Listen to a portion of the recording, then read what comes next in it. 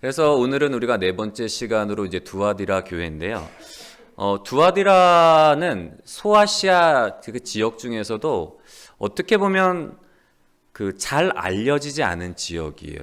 우리에게 잘 알려지지 않은, 당대에도 그렇게 뭐 내세울 만한 것이 없었던 지역이었습니다. 다른 도시들은 굉장히 크고 뭐 에베소나 그리고 지난 시간에 살펴봤던 버가모나 이런 데는 도시가 굉장히 컸어요.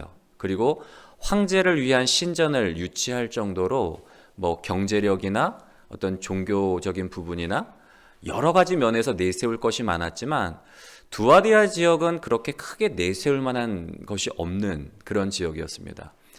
그럼에도 불구하고 두아디라 지역에 뭐 손꼽을 만한 것이 있다면 뭐를 들 수가 있는가 하면 공업이 발달했대요. 공업. 두아디라에는 큰 무역 길드를 갖추고 있는 그런 도시였는데, 여러분 길드라는 단어를 혹시 들어보셨나요? 길드라는 건 뭔가 하면 서로 비슷한 신분이나 비슷한 어떤 직종의 사람들이 모인 어떤 공동체를 길드라고 합니다. 비슷한 신분의 사람들 혹은 비슷한 어떤 직업을 갖고 있는 사람들끼리 조직을 만드는 거예요. 왜냐하면 공공의 이익을 위해서 혹은 종교적인 목적으로 이 길드를 형성해서 혼자 장사하는 것보다는 그룹으로 장사하면 아무래도 더 많은 이득이 있겠죠. 그래서 이제 길드를 형성을 했는데, 이 두아디라는 공업이 발달하다 보니까 길드가 굉장히 발달이 됐대요. 그래서 제역업자, 구리와 청동 세공업자, 도예가, 염색업자 등 다양한 조합들이 이 두아디라 안에 있었다는 거예요. 도시 전체가 뭐라고 할 수 있을까요? 길드의 연합이라고 할 수 있는 거예요. 그러다 보니까 그 도시 속에 살고 있는 사람들은 어떻게 될까요? 길드 속에 가입을 하지 않으면 살 수가 없는 거예요. 좀 먹고 살기 위해서는 반드시 어떤 길드, 자기가 주업으로 삼고 있는 그 길드에 가입을 해야지만 살아갈 수 있는 그런 구조였단 말이에요. 그러다 보니까 두아디라는 길드를 떠나서는 뭐 말할 수가 없는 거예요. 길드가 삶의 중심이었다는 거죠. 일반 사람들의 생업의 중심일 뿐만 아니라 삶의 중심이었는데요. 근데 사실 오늘날에는 좀 덜하지만 옛날에는 어떤 시대였는가 하면 종교가 삶이었고 삶이 종교였던 시대였단 말이에요. 그런 시대다 보니까 두아디라 지역이 공업이 발달하고 길드의 연합을 이루고 있어서 삶이 길드 중심으로 돌아갔지만, 단순히 경제적인 문제, 어떤 먹고 사는 문제만 이 길드를 중심으로 한 게 아니라 무엇과 밀접한 연관이 있다고요? 종교와 밀접한 연관이 있었던 거예요. 여러분, 당시 길드마다 후견인으로 내세우는 신들이 있었대요. 우리의 생업을 보장해주는 신들이 있는 거예요. 뭐 의료의 신, 아니면 뭐 술의 신, 아니면 구리와 가죽을 만드는데 무슨 신, 그러면서 각자 후견인으로 내세우는 신들이 있어요. 특별히 이제 두아디라에서 각양 길드들이 대표로 이제 자기들의 어떤 보호하는, 자기들이 믿는 그런 신들이 있었는데, 그런데 두아디라 지역에서 그런 신들과 더불어서 주된 신, 제일 최고의 신으로 섬기는 신이 어떤 신인가 하면 아폴로 신이었대요. 아폴로 신은 태양의 신으로서 누구의 아들인가 하면 제우스의 아들이에요. 여러 가지 신들의 신이라고 불려지는 제우스의 아들이 아폴로 신이었는데, 두아디라에서는 각종 길드들이 자기들이 나름대로 섬기는 신이 있었고, 그리고 두아디라 지역 전체에서는 어떤 신을 섬기고 있다고요? 아폴로 신을 섬기고 있는 거예요. 제우스의 아들. 오늘 말씀에 보면 예수님께서 7교회에 편지를 할 때마다 자기 자신에 대해서 계시를 해주시는 부분이 있어요. 18절 한번 읽어볼까요? 시작. 두아디라 교회의 사자에게 편지하라. 그 눈이 불꽃 같고 그 발이 빛난 주석과 같은 하나님의 아들이 이르시되. 아멘. 예수님께서 두아디라 교회에 편지를 보내시면서 뭐라고 자기를 계시하고 있는가 하면, 그 눈이 불꽃 같고 그 발이 주석 같을 뿐만 아니라 누구로 자기를 지칭하고 계시죠? 하나님의 아들. 예수님이 자신을 가리켜서 하나님의 아들이라고 말씀을 하세요. 오직 두아디라 교회 편지를 보낼 때에만 하나님의 아들이라는 용어를 사용하고 계세요. 다른 소아시아 7교회에는 이런 표현이 안 나와요. 여러분, 이게 의미하는 바가 뭘까요? 왜 하나님께서 두아디라 교회에 편지를 보내면서 자신을 가리켜서 하나님의 아들이라고 말씀을 하시는 걸까요? 아폴로가 하나님의 아들이 아니라 누가 진정한 하나님의 아들이라고요? 예수님 자신이 진정한 하나님의 아들이라는 사실을 교회에게, 성도들에게 나타내 주시는 거예요. 그러면서 예수님께서는 두아디라 교회에 대해서 굉장히 고무적인 칭찬을 해주고 계시는데 19절의 말씀을 보면 한번 우리 읽어보겠습니다. 같이 시작. 내가 내 사업과 사랑과 믿음과 섬김과 인내를 아노니 내 나중 행위가 처음 것보다 많도다. 아멘.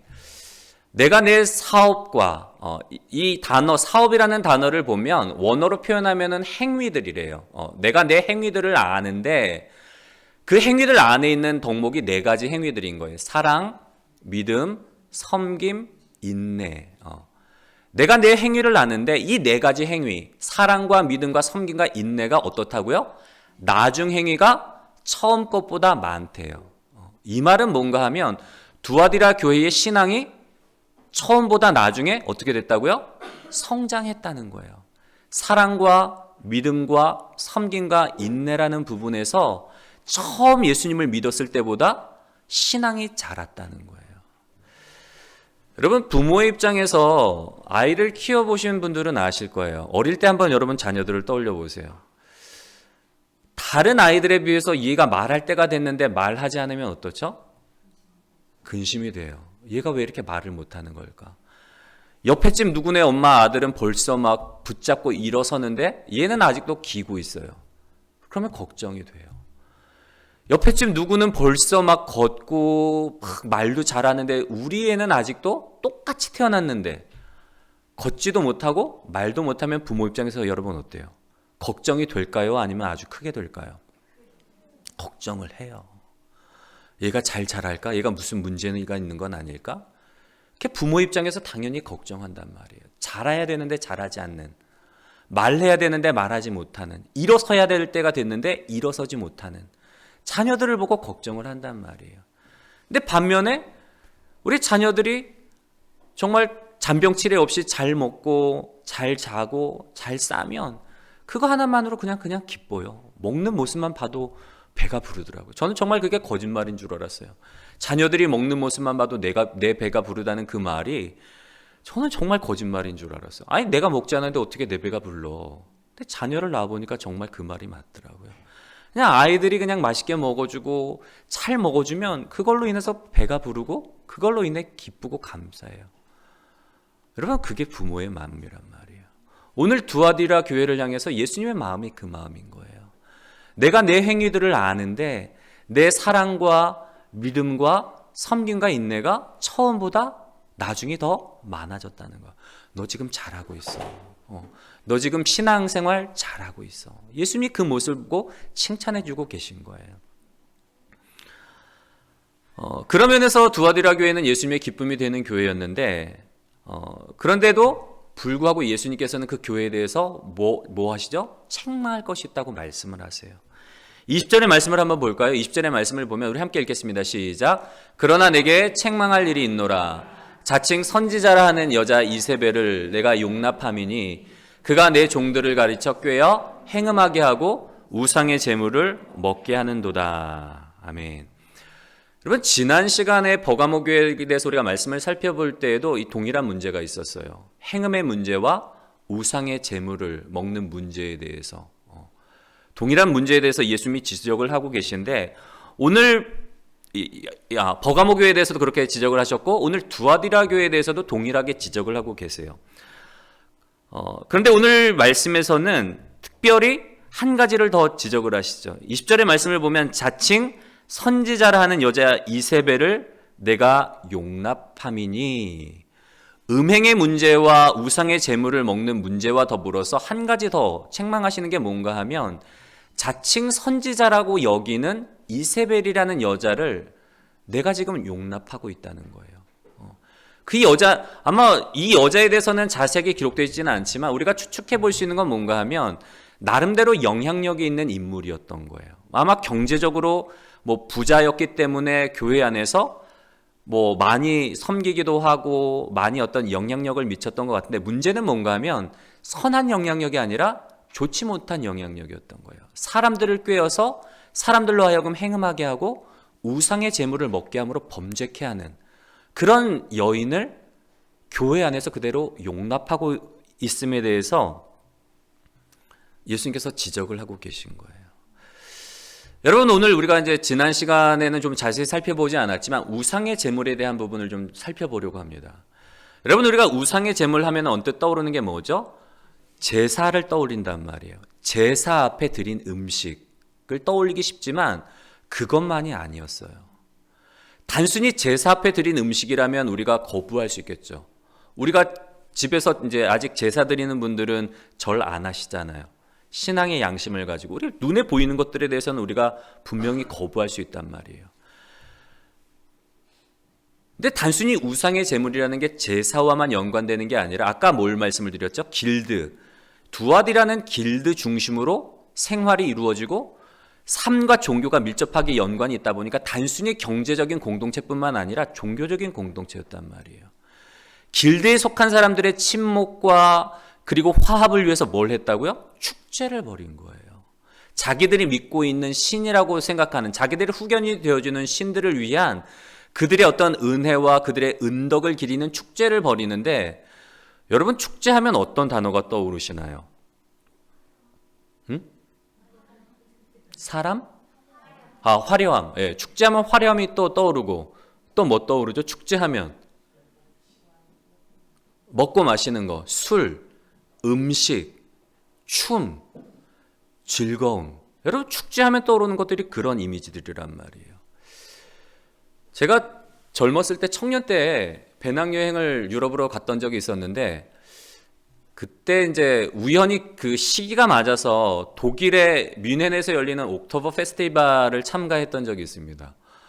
제가 개인적으로 저는 사람 많은 데를 정말 극혐하는 사람이거든요. 쇼핑몰 가는 거 되게 싫어하고, 휴가도 사람들 많이 몰리는 시기 피해 가서 휴가를 갈 정도로 사람이 많은 걸 너무너무 싫어하는 사람인데, 그런 제가 그 뮌헨에서 열리는 그 옥토버 페스티벌에 가서 완전히 정말 별천지, 새로운 경험을 하고 왔던 그 기억이 있는데요. 한번 사진을 좀 보여드릴게요. 옥토버 페스티벌이라고 해서 9월 중순부터 10월 초에 뮌헨에서 열리는 축제인데요. 지역 축제인데도 불구하고 지역 축제가 아니라 거의 세계적인 축제예요. 수십만의 사람들이 다녀가는데 9월 말부터 10월 초에 이게 사실은 맥주 축제예요. 이제 독일에 있는 각각의 맥주 회사들이 저 지역에 텐트를 설치를 하는데 대형 텐트예요. 보면은 저 안에 사람들이 수천 명이 들어가요. 그리고 그 안에는 텐트 안에는 중심에 그 연주하는 밴드들이 있어요. 아침부터 저녁까지 교대로 계속 신나는 음악을 연주하고, 사람들은 저기 앉아서 맥주 마시고 이야기하고, 맥주 축제일 뿐만 아니라 보면은 위에 사진을 보면 야경이 화려하잖아요. 놀이공원도 있어서 정말 사람들이 어마어마하게 몰려요. 독일 사람들만 가는 게 아니라 저 축제 기간에는 그 독일 주변에 있는 인근 나라에서 사람들이 자기들 나라의 전통 의상을 입고 열차 타고 저기로 몰리는 거예요. 완전히 기차역에서부터 열차를 타면 막 축제예요. 사람들 막 들떠서 막 이야기하고, 그리고 가면은 저 천막 안에서 막 맥주 한 잔 막 마시면서 서로 막 웃고 이야기하고. 저 방문했다 그랬잖아요. 죄송해요. 그때는 술을 좀 마셨어요. 맥주 한 잔 마시면서 혼자 갔거든요. 신기해서 혼자 갔는데 정말 사람들이 와가지고 처음 보는 외국인인데도 불구하고 너 어디서 왔냐 말 걸어주고, 코리아 으아 하면서 막 맥주 사주기도 하고 막 코 부딪히면서 막 웃고 떠들고. 야, 진짜 축제더라고요. 사람 많은 걸 극혐하는 저도 가서 뭐라고 그러죠? 막 굉장히 신나할 정도로 그런 축제란 말이에요. 여러분, 축제하면 축제의 자리는 그래요. 모두가 즐거워하는 자리, 모두가 행복해하는 자리, 심각한 자리가 아니란 말이에요. 그냥 모든 일에 대해서 웃어 넘길 수 있는 자리고, 어떠한 실수를 해도 그냥 용납해주고, 웃어 넘길 수 있는 자리가 축제의 자리란 말이에요. 여러분, 근데 그게 진짜 무서운 거예요. 아까도 말씀을 드렸지만 사실 우리가 우상의 제물이라고 할 때 제단 앞에 드려진 제물이라고 한다면 경계할 수가 있어요. 이거 우상에게 드려지는 제물인데 나 먹으면 안 되는데, 나 제사하면 안 되는데, 나 절하면 안 되는데, 얼마든지 우리가 경계할 수 있는데 축제의 성격이란 말이에요. 그냥 뭐 절하는 것도 아니고 그냥 가마 가면은 그 뒤에 따라가서 그냥 뭐 나팔만 불고 꽃만 흔들고 그냥 같이 춤추면 돼. 그러면 사람들이 어떻게 할까요? 믿는 사람들이라도 쉽게 참여할 수가 있는 거예요. 내가 뭐 황제의 흉상 앞에서 절하는 것도 아니고 그러면 내가 반대하지. 근데 그냥 퍼레이드에 참여해. 그냥 같이 참여해서 같이 길 걷고 그냥 꽃만 흔들어주면 돼. 절하라는 거 아니야. 어려운 거 아니잖아. 그 정도는 할 수 있잖아. 여러분, 그렇게 다가오는 거예요.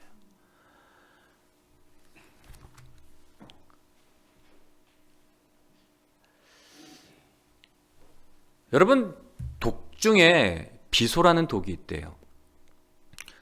보통 이제 청산가리나 뭐 이런 것들은 먹으면 바로 반응이 오죠. 금방 바로 죽는 독인데, 비소가 무서운 이유는 뭔가 하면 먹어도 표시가 안 나는 거예요, 처음에는. 근데 이 독은 먹으면 체내에 계속 쌓이는 거예요. 그래서 조금씩 쌓이면서 결국에는 사람이 죽게 되는, 죽음에 이르게 하는 그 독이 비소라는 독인데, 여러분, 오늘 우상의 제물, 특별히 축제와 관련된 제물이 그러한 거예요. 교회 안에서 어쩌면 이세벨이라는 선지자, 자칭 선지자라고 하며 영향력을 미치는 어떤 영향력 있는 여인이 그렇게 얘기하는 거예요. 야, 우리가 적어도 길드 안에서 세상 사람들과 이 두아디라 지역에서 살아갈 때 사람들과 어울리기 위해선 이 정도는 괜찮아.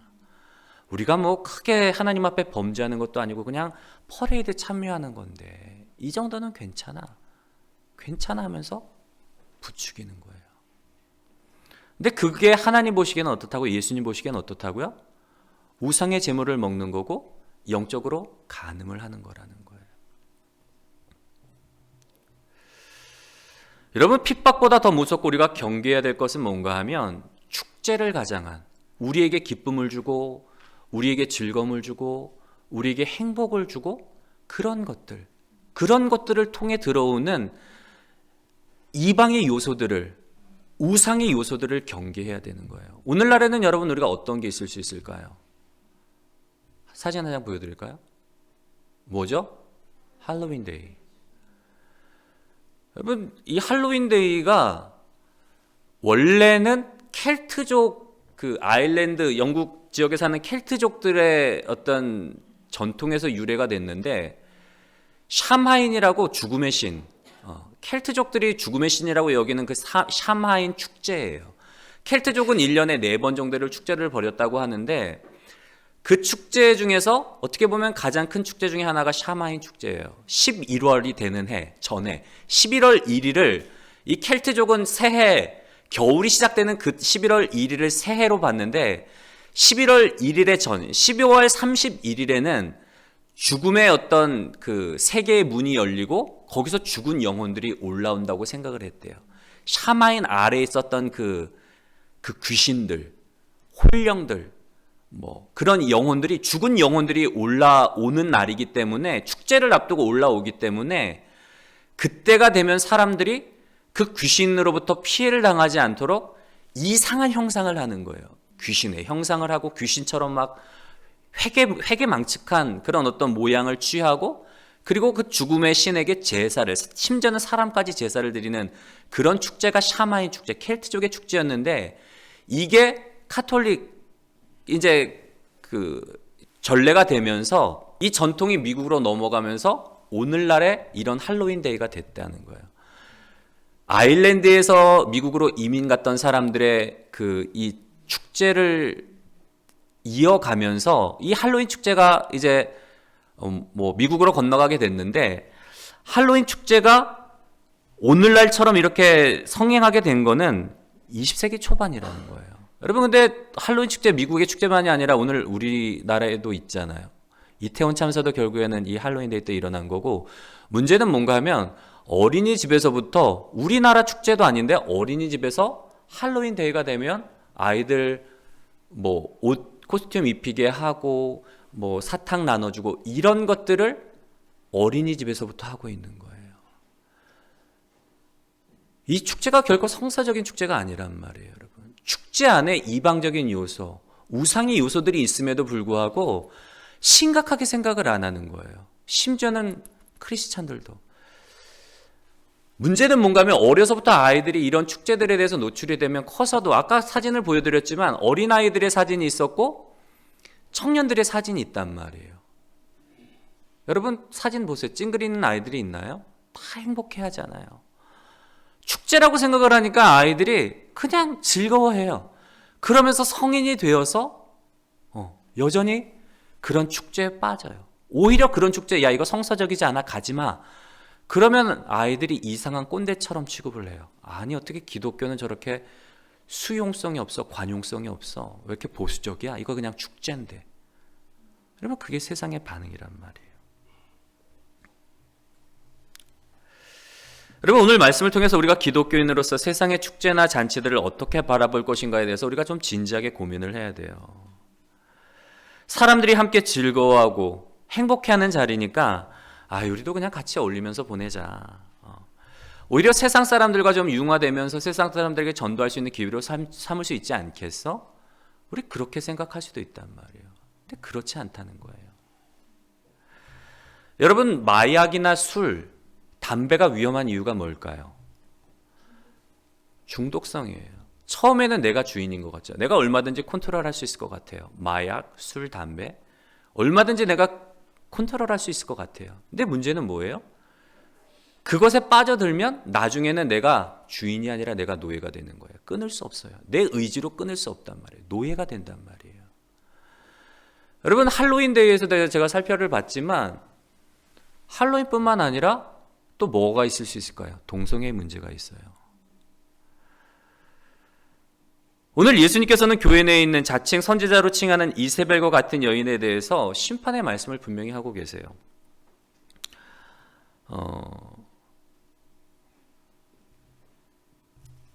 회개할 기회를 주었음에도 불구하고 회개하지 않았기 때문에 내 침상 가운데 던지겠다, 심판하겠다고 말씀을 하신단 말이에요. 이 여인은 교회 내에서, 교회 밖의 사람이 아니야, 교회 내의 사람이란 말이에요. 선지자처럼 영향력 있는 인물이었는데 교회 내에서 사람들로 하여금 행음하게 하고 우상의 제물을 먹게 하고 하나님이 가증히 여기는 일을 하도록 그렇게 인도하는 지도자에 속한 사람이었단 말이에요. 그런 여인에 대해서 심판의 메시지를 예수께서 말씀하고 계신데, 오늘 저를 비롯한 교회의 지도자들이 오늘 이 말씀을 우리가 좀 경각심을 갖고 사실은 들어야 돼요. 이 이야기는 제가 참 말씀을 준비하면서도 해야 되나 말아야 되나 좀 고민했던 이야기인데, 저는 감리교인이라는 것에 대해서, 감리교 목회자라는 것에 대해서 굉장히 좀 자부심을 갖고 있습니다. 근데 좀 안타까운 사실은 뭔가 하면 미국 감리교가 지금 교단이 두 개로 갈라지게 되었어요. 아마 아시는 분들은 아실 텐데 미국에 이제 연합 감리교단이 있는데 UMC가 있는데요. 이 감리교단이 두 개로 갈라지게 된 이유가 뭔가 하면 감리교단 내에서 동성애의 결혼을 인정을 하고 동성애 목회자를 세운 거예요. 동성애자를 교회 내로 받아들인 문제로 인해서 미국 감리교단 안에 있는 교회들이 두 개로 나뉘었어요. 그것을 옹호하는 교회와 그것에 대해서 반대하는 교회. 그래 교단이 찢어지게 되었단 말이에요. 여러분 하나님의 몸된 교회를 무너뜨린 이세벨의 문제는 단지 예수님 시대의 문제가 아니에요. 오늘 우리에게도 현실이고 심각한 문제란 말이에요. 교회의 지도자들, 교회에 어떤 영향력을 미치는 사람들이 깨어있지 않으면 이런 일들이 일어나는 거예요. 여러분 감리교단이 작은 교단이 아니에요. 굉장히 웨슬레 전통이 좋은 전통이란 말이에요. 회심을 강조하고 칭의와 중생에 대해서, 거듭남에 대해서 강조하는 살아있는 그런 전통이 있단 말이에요. 우리가 붙잡아야 될 좋은 전통이 있음에도 불구하고 미국 감리교의 현실을 보면 동성애 문제로 인해서 말씀을 지키지 못해서 교회가, 교단이 찢어지게 된 그런 현실이 지금의 현실이란 말이에요. 여러분 문제가 뭘까요? 왜 지도자들이 그렇게 동성애, 하나님께서 분명히 동성애에 대해서 죄라고 말씀하시고 금하시는 것들을 받아들이는 걸까요?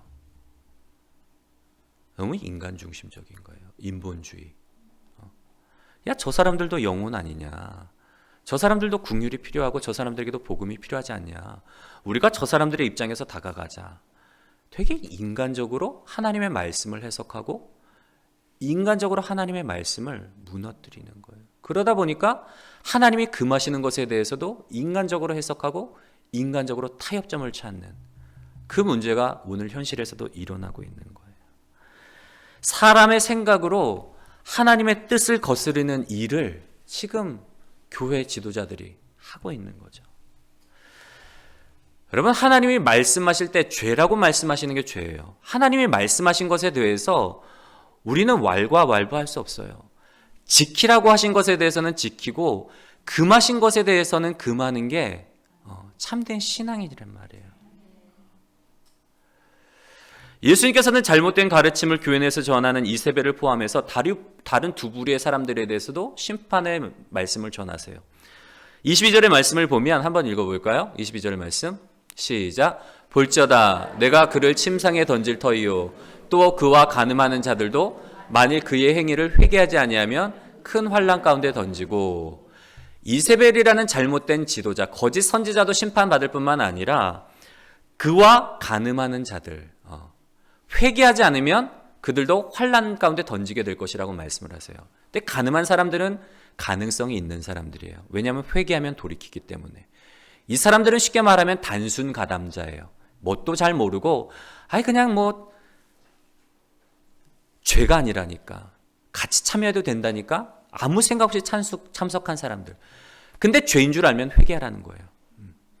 그리고 세 번째로 심판 가운데 있는 사람들은 누군가 하면 23절의 말씀을 볼까요? 시작. 또 내가 사망으로 그의 자녀를 죽이리니 모든 교회가 나는 사람의 뜻과 마음을 살피는 자인 줄 알지라. 내가 너희 각 사람의 행위대로 갚아주리라. 누가 심판에 있는가 하면 그의 자녀들, 이세벨의 자녀들이래요. 이 사람들은 회개의 여지가 없는 거예요. 사망 가운데 던져주겠다. 주님께서 말씀을 하세요. 단순 가담자가 아니라 적극적 가담자, 옹호자들인 거죠. 이세벨과 더불어서 이런 사람들은 심판 가운데 임하게 될 것이다 라고 주님께서 분명히 말씀을 하시는데요. 이 말씀은 뭔가 하면 변명할 수 없다는 거예요. 예수님께서 자신을 가리켜서 말씀하시잖아요. 그 눈은 불꽃과 같고 그 발은 주석과 같은 분. 하나님의 아들이신 그분이 두아디라 교회에 편지를 하는데 두 눈이 불꽃과 같대요. 뭔가 하면 우리의 중심을 살피시는 하나님이라는 거예요. 우리의 숨은 생각, 우리의 마음, 우리의 숨은 동기까지도 살피시는 하나님이기 때문에 그 예수님 앞에서 우리가 변명할 수 없다는 거예요. 나 몰랐어요, 예수님. 몰라서 범죄했어요. 몰라서 우상 숭배했어요. 변명할 수 없다는 거예요. 여러분, 오늘 예수님께서 두아디라 교회에 주시는 권면의 말씀을 잘 들어보시기를 바랍니다. 두아디라 교회에 남아있어 이 교훈을 받지 아니하고 소위 사탄의 깊은 것을 알지 못하는 너에게 말하노니 다른 짐으로 너에게 지울 것은 없노라. 다만 너희에게 있는 것을 내가 올 때까지 굳게 잡으라. 교회 안에는 거짓 선지자도 있고 그리고 그 거짓 선지자들의 동조에서 그 가르침을 따르는 사람들도 있었지만 두아디라 교회 안에는 여전히 믿음을 지키는 사람들이 있어요. 내 신앙 양심으로 봤을 때는 이 축제에 참여하는 게 옳지 않은데 아무리 축제라고 하지만 아무리 아무것도 하지는 않는다고 하지만 내가 예수 믿는 사람으로서 어떻게 저 자리에 참여할 수 있어? 나는 못해. 그리고 믿음을 지키는 사람들이 있다는 거예요. 남아있는 자들, 엘리야 시대의 바알과 아세라에게 무릎 꿇지 않고 하나님만을 잘 섬겼던 7천인이 남아있던 것처럼 두아디라 교회에도 그런 사람들이 남아있다는 거예요. 그런 사람들을 향해서 예수님이 뭐라고 말씀을 하시는가 하면 내가 다른 짐을 너에게 지울 것은 없고 지금 너희가 하고 있는 것처럼 그 행실을 굳게 잡으라. 사랑과 믿음과 섬김과 인내의 삶을 지금 잘하고 있으니까 계속 그 삶을 붙잡고 그대로 가. 그러면 돼. 그렇게 권면을 해주시는 거예요. 그러니까 세상과 타협하지 아니하고 우리가 세상과의 타협을 거부하고 어떻게 이런 믿음의 삶을 오늘 예수님께서 두아디라 교회인들에게 주신 이런 삶을 살아가실까? 세 가지 방법을 좀 살펴보려고 하는데 첫 번째로는 뭐예요? 한번 읽어볼까요? 하나님의 말씀으로 걸러내자. 여러분, 필터가 중요해요. 예전에 제가 그 청년 때 전도사로 있을 때 세미나를 했던 적이 있어요. 그때 이제 한참 그 이슈가 뭐였냐면 뉴에이지 사상이 어떤 화두로 떠올라서 과연 뉴에이지 사상이라는 게 뭘까? 우리의 문화 속에 숨어 들어있는 뉴에이지 문화에는 어떤 요소들이 있을까? 한번 조사해서 세미나를 했던 적이 있었는데 그때 깜짝 놀란 건 뭔가 하면 당시에 뉴에이지 사상이 아닌 게 없는 거예요. 영화, 음악, 문화, 예술 전반에 걸쳐서 뉴에이지 사상이 심각할 정도로 막 다 담겨 있는 거예요. 그러면서 제가 그때 내렸던 결론은 뭔가 하면 이런 세상 속에서 우리가 노출이 되지 않고 살아갈 수가 없는 거예요. 따로 떨어져서 산속에 들어가거나 어디 수도원에 들어가 살지 않는 이상은 이런 문화 속에서 영향을 받을 수밖에 없어요. 그러면 어떻게 살아갈 것인가? 필터가 중요한 거예요. 기독교적인 사고, 기독교적인 세계관, 하나님의 말씀을 기준으로 해서 해석을 하면 걸러낼 수가 있는 거예요. 이게 하나님의 말씀으로 기준으로 봤을 때 정말 성경적인가? 그렇지 않은가? 그래서 필터가 중요한 거예요. 하나님의 말씀으로 우리가 걸러내면 예수님의 말씀을 따라서 세상과 타협하지 아니하고 믿음을 굳게 지키는 삶을 살아갈 수가 있고, 두 번째로는 어떤 방법이 있는가 하면 한번 읽어볼까요? 시작. 예수님을 삶의 주인으로 모셔라. 여러분, 모든 죄의 문제는 결국에는 나로부터 나와요. 내가 주인 되는 삶. 내가 누리고 싶고, 내가 성공하고 싶고, 내가 안정된 삶을 살고 싶고, 내가 주인 되는 삶이 되다 보니까 모든 죄의 문제는 일만하게 뿌리가 나의 자기 사랑에 있단 말이에요. 그런데 내가 예수님이 달리신 그 십자가상에서 예수님과 함께 죽으면 어떻게 될까요? 자유로워지는 거예요.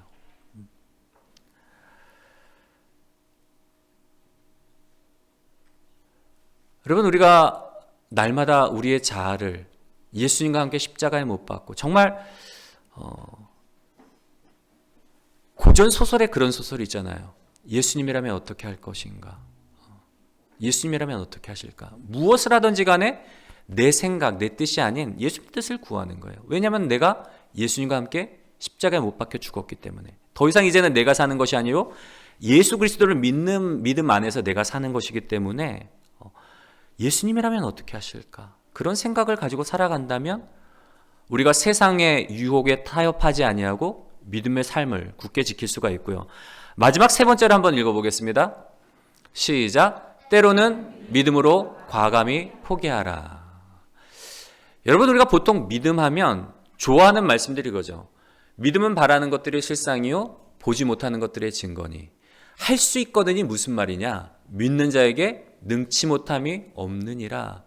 우리가 믿음하면 생각하는 것들이 보면은 성취와 어떤 일을 이루는 것들과 관련해서 생각을 해요. 믿음으로 말미암아 일을 이루어내고, 믿음으로 말미암아 문제를 해결하고, 믿음으로 말미암아 내가 바라던 것을 얻는, 보통 믿음하면 성취와 관련지어 생각한단 말이에요.